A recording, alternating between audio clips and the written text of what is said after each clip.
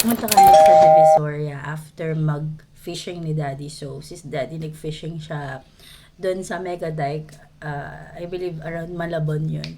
So, after no, niyaya ko din siya. Sabi ko, since pupunta na rin tayo ng Manila, punta na, samahan mo. So, ito yung mga pamili namin. Itong mga tabo lang. Yung sa mga kung ano-ano. Naka 105 pesos lang ako lahat na to sa isang plastic. So, nabili ko itong nilagyan ng soap sa CR. Ito dun sa may toilet lang mismo, katabing toilet. So, 10 pesos to, I believe. Tapos, ito, dalawa, cutter, isa kay Ate Cassie, gusto din daw niya. Tapos, isa, ito, pag magbubukas ng parcel. Kasi nawala yung ganito ko. 10 pesos din ito, isa. And, ayun, nagpasabay lang ako ng battery para dun sa relo namin kasi yung wall clock sa kwarto, hindi na gumagana. I believe 10 pesos lang din to, or 20. Or, basta 5 pesos isa. So, yeah, 20 pesos isa. And then, yung tabo, around, since 100, siguro mga 20, 30, 40 to 50 pesos, gano'n. Nagre-range. Pero, ayan, overall, naka 105 pesos lang din ako. So, yeah. Tapos, next naman is, may nadaanan kami mga tindahan ng wallet. So, si Cassie, pinapabaunan din namin siya pambayad ng lunch niya. So, ito, napili niyang wallet. 50 pesos naman to, and then yung kay Summer, Kuromi, 50 pesos din, pero kinuha niya na. Tapos ito, nakita ni Summer habang nag-iikot sila ate niya. Nagpabili din siya nito, so natuwa siya para hindi siya magpasaway dun sa stroller niya, kasi naka-stroller lang si Snow. So ito yung kay Snow, bag na parang unicorn, tapos ito may parang fidget or something. Ayan, yung napipindot. So yan, ito mga around 150, ganun. Yan lang. Tapos, next naman is itong mga overrun. So, dito ko medyo talagang nag-enjoy kasi sobrang daming cute ng mga dress nila na para siyang H&M or overruns ng H&M. Ganun, puro pang bata. Since puro girls nga yung mga anak ko, natuwa akong magtingin-tingin doon. I believe, lang siya, 160 or pag isa lang, tapos 130 pag wholesale, like 6 pieces pataas yung bibilhin nito. Ayun, unahin muna natin yung kalakas. Kasi nakabila rin ako, pero isang t-shirt lang. Pang bahay-bahay, pang alis-alis. Pero ito yan. Ito lahat sila. Yan. So, 6 pieces to, around 700 plus. Basta 130 isa. So, ito kay Snow napili ko. Sobrang cute lang nung design. And alam ko ito yung sa mga H&M. So, yan. Meron din palang tindang ng ganito sa Divisoria, like mga overruns. So, isang ganito kay Snow. And then, isang long sleeve naman na, yan, pag halimbawa malamig, ito ipapasuot ko sa kanya. Yung pang Sunday dress lang din, pagka nagmo-mall kami. And then, ito naman kay Summer na to, kasi medyo malaki yung size. Ito yata yung pinaka-medium size nila na dress. Kay Summer. And then, isa pa ulit kay Summer. Not sure, nakita lang din ako, so, bumili lang ako ng extra kung kanino magkasya kay Summer or kay Cassie. So, ayan din. Purple naman. So, pang-apat na. And then, pang-lima is itong, not sure kung kasya na to kay Summer, pero ang cute din itong style na to. Long sleeve siya na, yun nga, not sure kung H&M talaga. Pero, ayan. Maganda naman yung tela. Talagang parang H&M din yung nakikita ko kapag nag-H&M kami. So, ito kay Summer din ulit, long sleeve. And then, isa lang yung nagustuhan kong design na kasya kay Ate Cassie. So, ito yung kay Ate Cassie. Simple lang din siya na may parang heart na print. Ayan, tapos may nakalagay lang na George. Ayan. So, di pala lahat H&M nung nakasdal, pero yan yung dress niya. Ganito yung mga tela. So, ayan, for 9 years old. So, yan lang naman. Tapos nakita lang ako ng medyo cute na parang mint color na t-shirt. Tapos nakita lang din ako sa design na to. Ayan, yung likod. Tapos ito yung harap. For 100 pesos yata ito pag t-shirt, or 150, or yeah, around 100. Ayan na yung harap niya. So, ang cute lang ng tela niya, parang lang, light colored pastel. So, ayun yung sa akin. And then, habang naglalakad kami, nakita rin si Daddy ng pangkanya, parang sabi niya, try niya daw. Bumuli din si Daddy ng ganito. Ito naman yung sa kanya, Nirvana na design. Tapos parang lang siya, sleeveless lang din siya. So, ayan, pang alis-alis lang din namin pang Sunday or Saturday, ganyan. pag weekend, pang pasya. And ito naman, may nabili rin akong mga ponytails nila kasi para sa school since nag-start na ngayon pasukan.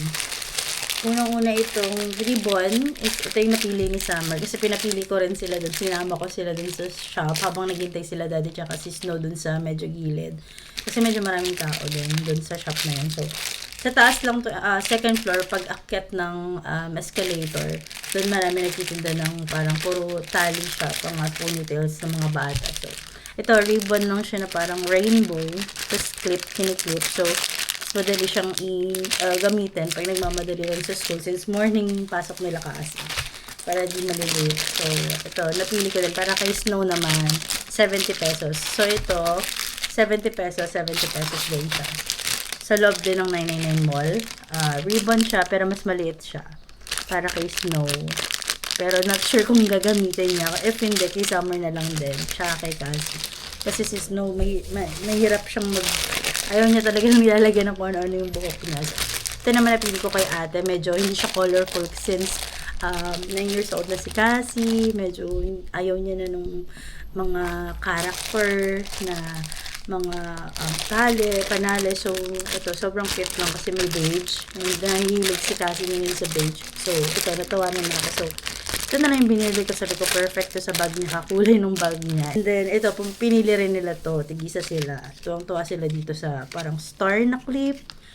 25 pesos naman isang ganto. So, ayan. Tigisa sila. Isang glitters na iba-iba kulay. Tapos ito din, glitters. So, ayan. Ayun lang naman sa mga ponytails so far. So, next naman tayo. Third floor naman, umakit kami. I think dun yung part ng 999 Mall na food court. Maraming kainan doon. So, sa taas nun, habang papunta kami sa food court, nakita kami ng mga school supplies, nagtitira ng mga school supplies.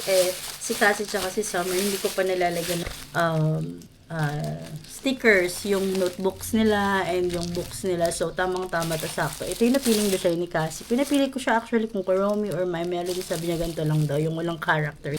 Ayan, ang ganda naman ang napili niya. Pastel lang siya na. Andiyan yung mga subject niya. EPP, Mother Tongue, Writing, Reading, Reminder, Assignment, Notebook. So, perfect to. Mas mapapadali yung pag-label ko dun sa notebooks nila. And then, ito, another naman kay Summer, para naman sa notebooks niya. Kasi yung subject nila is, I think, 3 lang. 3 lang notebooks din niya. 4 na books, I believe. Tapos, bali ang pala ko, susulatan ko na lang dito. Notebooks, kasama to, notebooks nila. So, tigisa sila siguro kasi dalawa tong strip. So, dalawang pad siya ng mga Kuromi lang dun, Cinnamoroll. Yeah. Cinnamoroll pala. So, ayun, share na sila ni Cassie. And then, buti na lang, may ganito silang available. Actually, dapat bibili na ako sa TikTok. Kaso naisip ko, baka meron sa Divisoria. Pag nag-Divisoria kami, so, buti na lang may daanan kaming ganito na nilalagay lang yung note. So, 10 pesos daw isa. So, sabi ko, meron si Cassie 8 pieces na notebook and si Summer. So, 11 pieces to lahat na bilhin 10 pesos. So, yun. Tapos, mapapadali na yung paglalagay ko ng nila, ng cover sa notebook. So, ang iisipin ko na lang is yung sa book nito. And after nun, meron pa, sila kasi grade 4, for grade 4, kasama to sila nila. Pero hindi kami nakabili nung last time na back to school shopping kami sa Unitap kasi walang ganito na big blue note.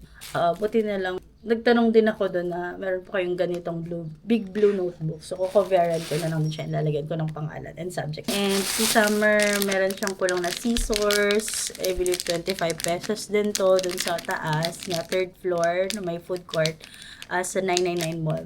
Yun. Pagka akit mo lang din ng escalator, tas lakad ng konti. Malapit siya dun sa tindahan ng mga pet supplies. And naalala ko, malapit siya dun sa Micaela na store sa third floor sa may food court. So, ayun. Kung balak nyo rin bumili.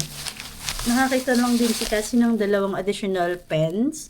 So, actually, sign pen to. Ganito yung design. So, ayan. 2 pen, 10 pesos isa. So, ayan. And tapos, kung pabalik na kami, pababa na kami, nakakita rin ako. Kasi kailangan nila ng hygiene kit. So, isasama daw tong face mask sa hygiene kit. So, ayan.